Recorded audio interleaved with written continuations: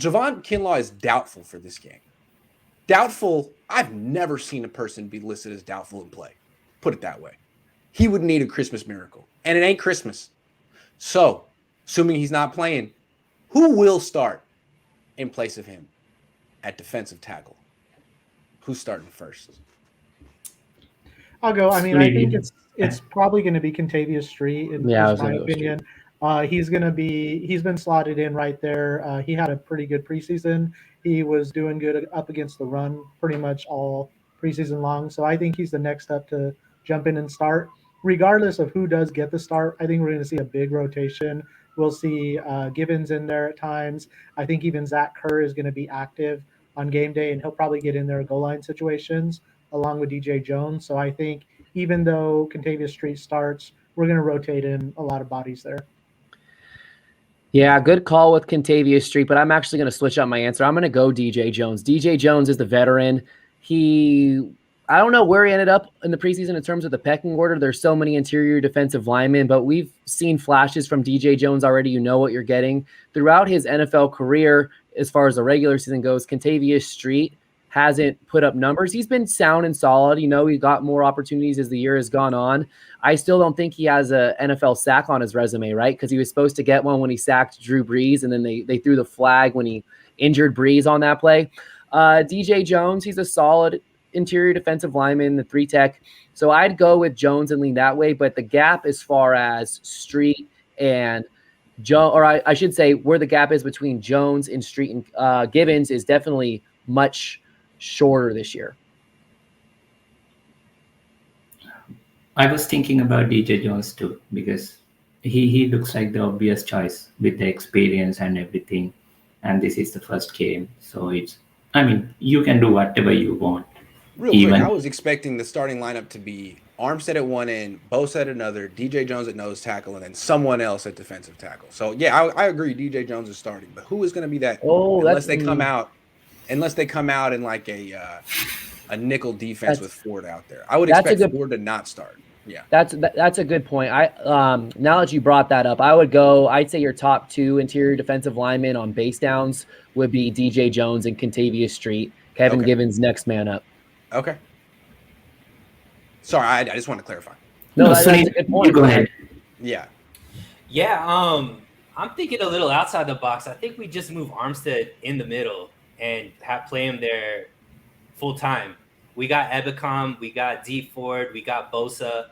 I think if we could start Ebicom and Bosa with D Ford coming in rotations and have Eric Armstead be our anchor in the middle, I would like to see that. And then, you could have some of the Raiders guys jump in, whether it be like, Kerr or whatnot, as far as just they kept everybody on the defensive line for a reason. They believe all those guys could play.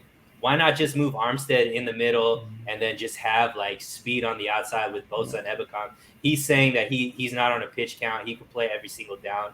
So for me, I think that would be the best bet, because I think out of all of those guys we just named, Armstead is much better. So I would just move Armstead in the middle and take over for Kinlaw.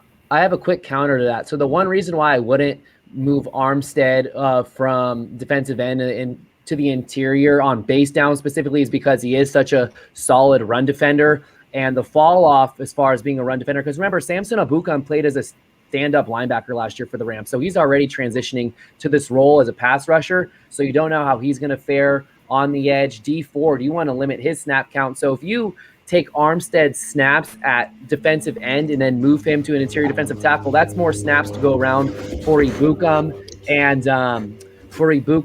and Arden Keese and D Ford, obviously. And you want to limit D Ford's snap count this game, which is why I would lead the other way and just try to pick up those snaps that Kinlaw is leaving behind him and give them to guys like Gibbons, Street, and DJ Jones would probably already be the other starter. Who knows?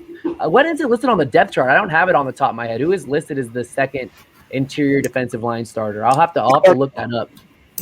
I don't know. I'm thinking it probably should be Contavious Street. I thought he was the most impressive in practices of the backup defensive lineman, but there's also Zach Kerr. Zach Kerr played really well in preseason, probably better than Street. He's 30 years old. He does have sacks in his career. They might go with Zach Kerr. He would be a sleeper to start in the interior.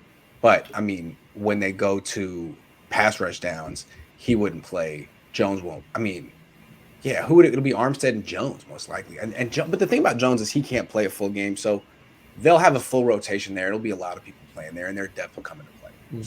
So for what it's worth, real quick, Grant, while it's still relevant, they have DJ Jones listed as the other interior defensive tackle alongside Javon Kinlaw. Second team, Kendavius Street and Kevin Gibbons, and Zach Kerr is listed as the third string.